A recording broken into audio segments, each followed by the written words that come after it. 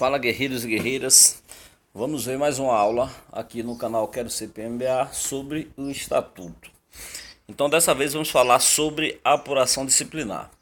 Existe apuração disciplinar no âmbito da Polícia Militar? Existe. Nós vimos na aula anterior que o policial militar responde nas três esferas: na esfera civil, né, para reparar algum dano; na esfera criminal, que é quando ele comete algum crime, seja crime penal, propriamente militar ou impropriamente militar, ou quando ele comete alguma transgressão disciplinar, que aí vai responder no âmbito administrativo. Então, no seio da corporação, nós temos alguns instrumentos para apurar as denúncias, né, para apurar as transgressões. Quais são eles? É a sindicância, o PDS e o PAD. E temos também o IPM, que eu não coloquei aqui, mas existe o IPM. O que é que acontece? A sindicância, o que é sindicância? A sindicância é um instrumento que nós temos tão somente para apurar se existe autoria ou materialidade. O que é isso? Imagine que alguém chegue na corregedoria da polícia e diga: olha, a guarnição que me abordou essa madrugada e me agrediu fisicamente. Então aquilo ali é uma denúncia. Aquilo ali é só uma denúncia, uma acusação que foi feita, mas que a polícia não pode instaurar um procedimento acusatório. O que a polícia vai fazer? Vai instaurar uma sindicância. Para que é isso? Para comprovar se realmente ele foi agredido, ou simplesmente se diz de boca que foi agredido e aí a corporação já vai punir os policiais? Não, não é assim. Então vai se instaurar um procedimento administrativo chamado sindicância para comprovar se realmente houve essa agressão. Aí vai se ouvir a guarnição, vai se ouvir as testemunhas, vai se ouvir a suposta vítima, vai atrás de câmeras, né, vai atrás de imagens, e no final da sindicância aí se produz um relatório. A produção desse relatório é que vai indicar se realmente existe autoria ou se realmente existe materialidade. Então, o indivíduo pode se autolesionar e chegar lá na corporação dizendo que foi agredido, né? Então, no final da apuração, aí o que é que acontece? Olha, tem imagens aqui que realmente flagram que a guarnição agrediu. Então, não resta mais dúvida, existe autoria e materialidade. Aí se vai se instaurar, a depender da situação. Se for situação somente que viola a deontologia policial militar ou o artigo 51, algum daqueles incisos lá que a gente viu na aula passada, vai se instaurar um PDS. O que é isso? Processo disciplinar sumário. Mas se for alguma coisa assim relacionado, olha, a guarnição me extorquiu essa noite, né? Me pegou sem habilitação e me obrigou a dar R$ 100 para poder me liberar. E aí, depois da sindicância, se constata, a imagem pega realmente o policial recebendo dinheiro e tal, e tal, e tal. O que é que acontece? Aí é concussão, né? Concussão é um crime contra a administração pública que o funcionário público comete. Então, como é uma coisa mais grave, vai se apurar em PAD, procedimento administrativo disciplinar. Deixa eu lhe dizer o que é que acontece. No PDS, a sindicância não gera nenhum tipo de punição, viu, gente? Como eu disse, é só para ir atrás de autoria ou materialidade. Aí, no final de tudo, se for uma coisa menos grave, se apura em PDS, processo disciplinar sumário. Esse processo disciplinar sumário é assegurado ao policial a ampla defesa, o direito do contraditório. É um processo, né? Porque está escrito na Constituição que para se punir alguém é necessário que haja o devido processo legal. E o processo tem suas regras, né? Então o indivíduo tem direito à defesa técnica, né?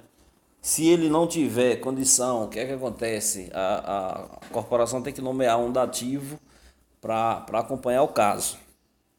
E ao final ele ser alcançado. Então, o PDS pode evoluir para um PAD. Se constatar que foi crime, tem que ser mandado ao final para o Ministério Público, para que o Ministério Público ofereça denúncias em se tratando de crime. Pode gerar detenção. do PDS gera detenção, né? E o policial militar que é punido com detenção, ele perde licença-prêmio, ele vai para os assentamentos para a ficha dele, a punição, uma espécie de mancha, né? Então, se for uma coisa menos grave, vamos supor que foi crime de concussão, né, que a guarnição exigiu dinheiro ali do particular. Se comprovou, existe todos os elementos, pronto, vai se instaurar um PAD, porque é mais grave. Então, tudo que está no artigo 57, que está relacionado ali no artigo 57, naqueles incisos e alíneas, tudo aquilo ali é punido com demissão. Então, o instrumento que gera demissão é o PAD, que é o processo administrativo disciplinar. Esse instrumento gera demissão de policial. O PDS não, o PDS gera detenção. Basicamente ele gera detenção. Ou pode ser arquivado também, né? O PAD ele gera a detenção. Ao final o indivíduo pode tomar 10, 15, 20 ou até 30 dias. É a pena máxima que o policial pode tomar. É de 30 dias. Administrativamente, viu? Porque crime não, os crimes já traz lá no bojo lá as penas, né? Mas administrativamente a maior pena que o comandante pode dar e é o comandante geral. O comandante da unidade pode dar 15 e o comandante geral pode agravar com mais 15, ou seja, juntando 30 dias de detenção. Então, mas todo policial sabe da gravidade que é um PAD. Geralmente quando se instaura um PAD é uma coisa mais grave, fica todo mundo assim naquela apreensivo, né? Porque ao final pode gerar exclusão, o desligamento do serviço ativo. Então é isso. E o IPM, gente, é o seguinte, o IPM ele existe, IPM é Inquérito Policial Militar. Está previsto na Constituição. A corporação ela tem a Polícia Judiciária Militar, né? A Polícia Civil ela não pode julgar os crimes propriamente militares ou os crimes militares, né? Se às vezes acontece uma briga, lesão corporal entre dois militares, não há por que a Polícia Civil apurar, porque isso é infração militar, em decorrência de dois militares, ou em decorrência do local, né? Às vezes quando o crime é praticado no quartel é competência da Polícia Judiciária Militar, então é competência da Polícia Militar apurar e não a Polícia Civil. Então o IPM ele apura se existe crime ou não. Por exemplo, nesse exemplo que eu dei de concussão, o policial vai responder o PAD, né? Vamos supor que de fato existiu a concussão. Ele vai responder o PAD, porque exigiu dinheiro. Administrativamente, ele vai responder o processo administrativo disciplinar. Mas concussão também é crime, então ele vai responder o inquérito policial militar. Deixa eu lhe explicar o que é o IPM. Vamos supor, deixa eu lhe dar uma noção geral aqui.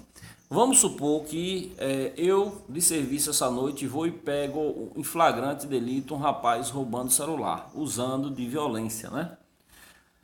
Então, eu levo ele para a delegacia.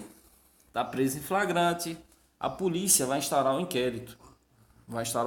No final desse inquérito, vai ser mandado para o Ministério Público. Quem é o titular da ação penal? O titular da ação penal é o Ministério Público.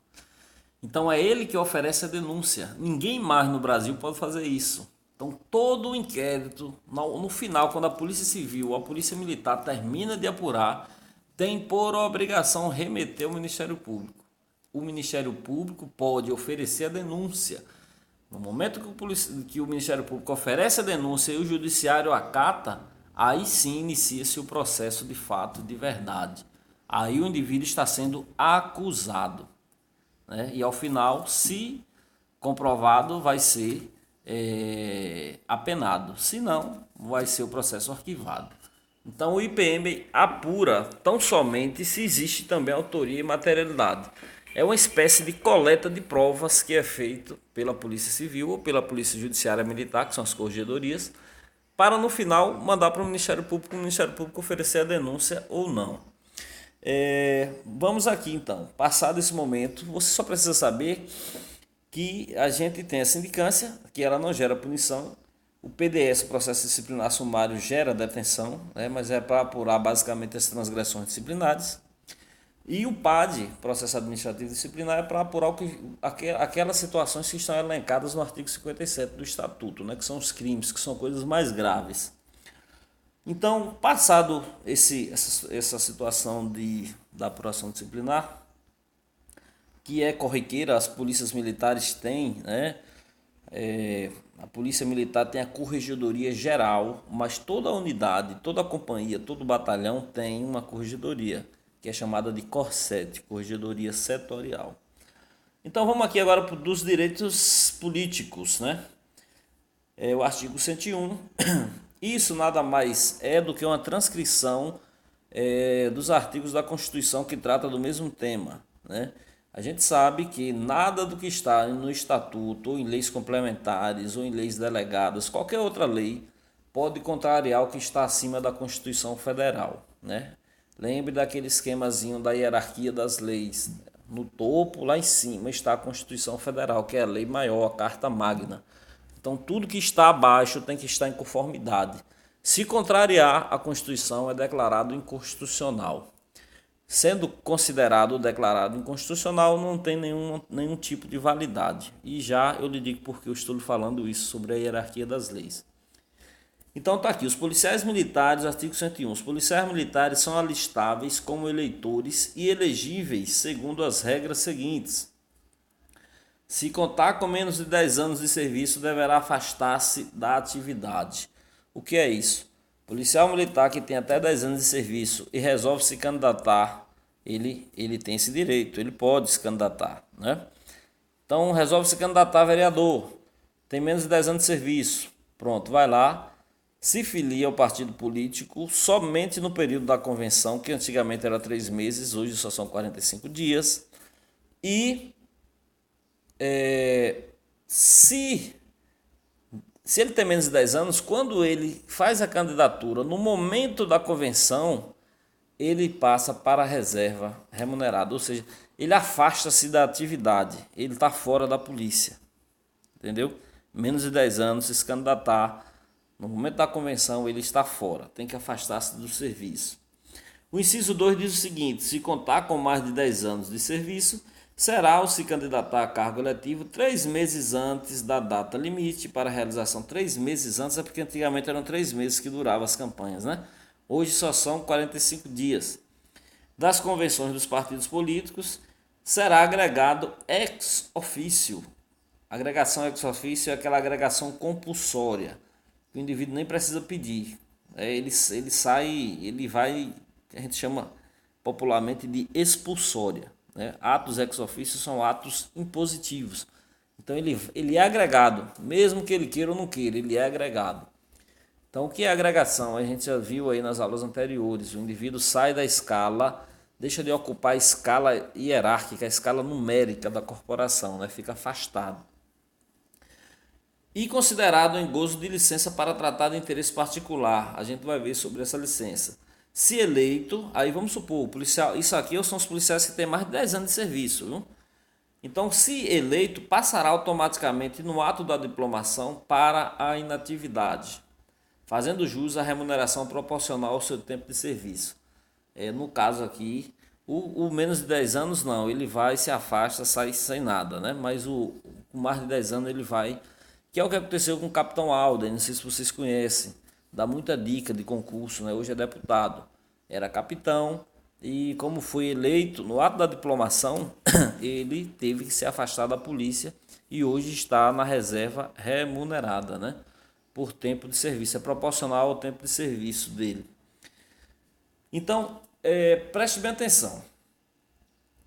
Surgiu uma lei aqui na Bahia dizendo o seguinte, estava no artigo 14 do Estatuto, que o policial militar, que se eleito fosse, quando terminasse o pleito lá dele, né, o período de 4 anos, ele voltava para o serviço ativo.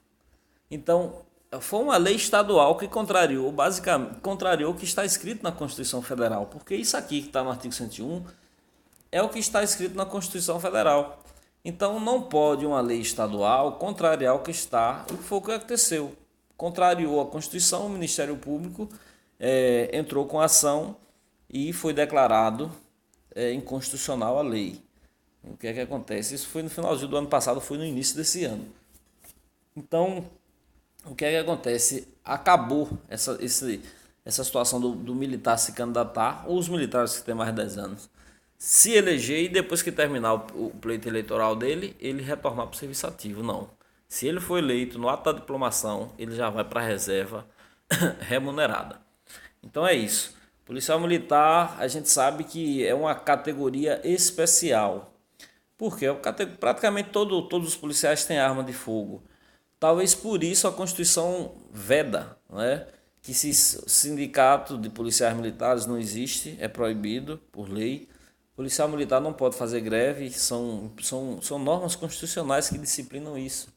E policial militar não pode se filiar a partido político, né? Por uma questão de impessoalidade, por uma questão de ali no seu serviço não ter ideologia política ou ideologia partidária, né? Tem que ser impessoal. Então talvez por isso existe essa proibição. O policial militar só se filia ali no momento da convenção, né? Porque o próprio estatuto e a Constituição deixa isso claro também. Então ele terminou as eleições, né, automaticamente ele está desfiliado, ele não pode permanecer, né? Ou então só naquele período mesmo da convenção, no período das campanhas. Pronto, passamos por aqui, parágrafo único. Enquanto atividade, os policiais militares não podem filiar-se a partido político. Isso aqui é uma extensão do que está na Constituição. Vamos entrar aqui dos critérios de promoção, que a gente vai fazer um vídeo exclusivo sobre isso.